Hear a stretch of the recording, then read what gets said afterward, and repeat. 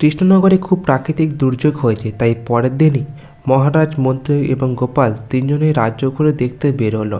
রাজ্য ঘুরে দেখলো যে অনেকেরই ক্ষতি হয়ে গেছে। তাই মহারাজ মন্ত্রীমশাইকে বলল, মন্ত্রী, আমার আদেশ, এই প্রাকৃতিক দুর্যোগের ফলে যাদের ঘর ভেঙে গেছে তাদের ঘর আগের মতো করে বানিয়ে দিতে হবে। তুমি এই দায়িত্বটা নাও। মন্ত্রীমশাই বলল, নিশ্চয়ই মহারাজ, নিশ্চয়ই। তারপর মন্ত্রী মনে মনে ভাবতে থাকলো, আমি তো এটারই অপেক্ষা করছিলাম। গোপাল সেখান থেকে বাড়িতে চলে আসলো আর দেখলো যে গিন্নি কান্না করছে। বলল, কেঁদো না গিন্নি, কেঁদো না। মহারাজ ঘর করে দেওয়ার জন্য মন্ত্রীমশাইকে দায়িত্ব দিয়েছেন। গোপাল গিন্নি বলল, কি, মন্ত্রীমশাইকে মহারাজের দায়িত্ব দিয়েছেন আর কাউকে পেল না বুঝি মহারাজ? গোপাল বলল, যার নয়ে হয় না তার 90তেও হয় না গিন্নি, কিন্তু আমিও ছেড়ে দেওয়ার মতো পাত্র নই। মন্ত্রীমশাইকে চুরি করার জন্য খোলা মাঠ আমি কিছুতেই দেব না। মন্ত্রীমশাই 2 দিনের মধ্যেই সকলের বাড়ি বানিয়ে দিল। একদিন গোপাল নিজের বাড়িতে পায়চারি করেছিল এবং ভাবছিল, মন্ত্রীমশাই সকলের বাড়ি বানিয়ে দিলেও কোনো গণ্ডগোল হলো না। হঠাৎ করে ভোলা ময়লা গোপালের বাড়িতে আসলো। ভোলা ময়লা বলল, গোপাল দাদা, ও গোপাল দাদা, আমার সর্বনাশ হয়ে গেল গো। গোপাল বলল, কেন, কি হয়েছে, কিসের সর্বনাশ হলো? ভোলা ময়লা বলল, হঠাৎ করে ঘরের দেওয়ালটা ভেঙে পড়ল। গোপাল বলল, মানে? এই তো সেদিন তোমাদের বাড়িঘর মহারাজ বানিয়ে দিলেন। এদিকে পুটির বাবা এসেও বলল, গোপাল দাদা, গোপাল দাদা, আমার ঘরের চালটাও ভেঙে পড়েছে। গোপাল বলল, সে কি পুটির বাবা? পুটির বাবা বলল, মহারাজের কী দরকার ছিল ওই কম দামে জিনিস দিয়ে ঘর করে দেওয়ার? গোপাল বলল, না না, ওই দোষটা মহারাজের নয়, এই দোষ আমাদের মন্ত্রী মশাইয়ের। আমি শুধু একটা প্রমাণ চাইছিলাম। চলো মহারাজের কাছে চলো। এদিকে মহারাজ তো মন্ত্রীর কাজে খুশি হয়ে 2 দিনের জন্য ছুটি দিয়েছেন মন্ত্রী মশাইকে, আর মন্ত্রী মশাই 2 দিনের ছুটি পেয়ে শ্বশুর বাড়িতে ঘুরতে গেল।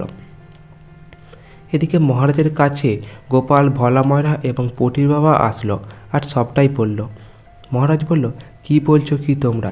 এটা কিভাবে সম্ভব? আমি কোথায় ভালো কাজ করার জন্য 2 দিন মন্ত্রীমশাইকে ছুটি দিলাম? ভোলা ময়রা বলল।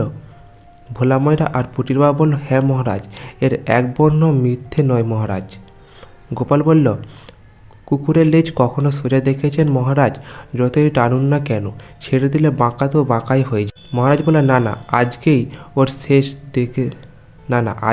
দেখে ছাড়বো আমি। আগে মন্ত্রীকে ডেকে আনি, তারপর বিচার বসাবো। গোপাল বলল, মহারাজ একদম না, মন্ত্রীমশাই যেন কোনো মতেই বুঝতে না পারে যে আমরা সব জেনে গেছি। মন্ত্রীমশাই ছুটি কাটাক, তারপর মন্ত্রী ঘর কি করে ভাঙতে হয় সেটা আপনি আমার ওপর ছেড়ে দিন।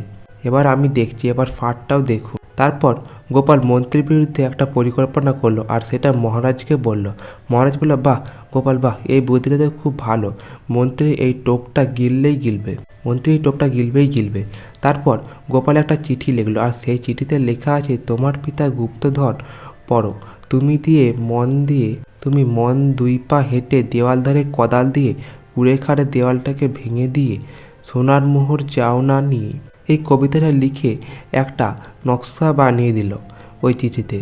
তারপর গুলটার বাড়িতে গেল গোপাল আর গুলটাকে ওই চিঠিটা দিয়ে বলল, আজকে এই মন্ত্রীমশাইয়ের বাড়িতে গিয়ে লুকিয়ে লুকিয়ে তুই এই চিঠিটা জানালা দিয়ে রেখে দিয়ে আসবি। গুলটে বলল, তুমি নিশ্চিন্তে থাকো গোপাল, তোমার কাজ হয়ে যাবে। গুলটে গোপাল দাদুর কথা মতোই রাতেই মন্ত্রীমশাইয়ের বাড়িতে গিয়ে লুকিয়ে ওই চিঠিটা মন্ত্রীমশাইয়ের বিছানায় রেখে দিল। পরদিন সকাল সকাল মন্ত্রীমশাই শ্বশুর বাড়ি থেকে চলে আসে আর এসেই রাজসভায় যাওয়ার জন্য রেডি হচ্ছিল। হঠাৎ বিছানা থেকে একটা চিঠি উড়ে এসে মুখে পড়ল। তারপর চিঠিটা হাতে নিয়ে পড়ল।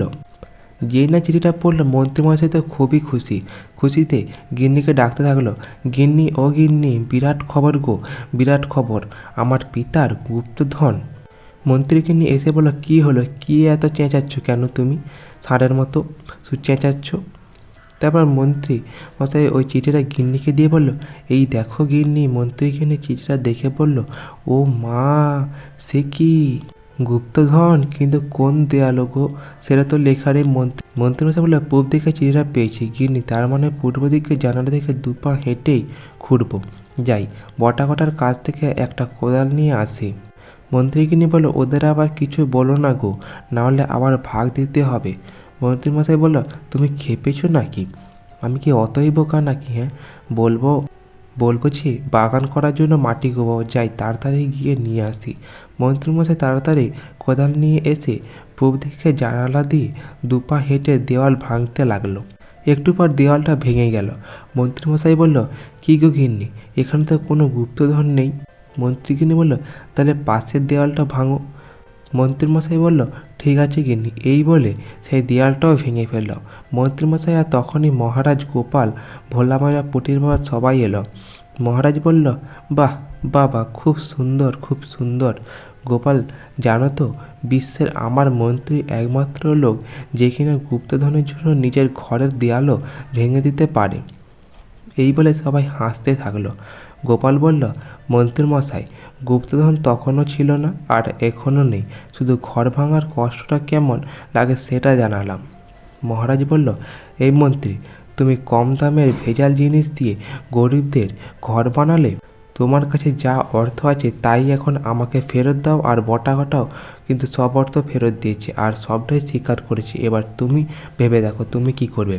আর তোমার নিজের দেওয়ালটা যে আছে তোমাকেই তুলতে হবে। মহারাজ তারপর ভোলা ময়রা আর পটির বাবাকে কথা দিল যে তোমাদের ঘর আবার নতুন করে তৈরি করে দেওয়া হবে। আর এবার সব দায়িত্ব গোপালের। পটি বাবা, ভোলা ময়রা তো খুবই খুশি, তাই একসঙ্গে বলল, মহারাজের জয় হোক, মহারাজের জয় হোক। তো আজ এই পর্যন্ত। গল্পটি ভালো লাগলে অবশ্যই চ্যানেলটি সাবস্ক্রাইব করে দেবেন এরকম আরও কিছু গল্প পাওয়ার জন্য।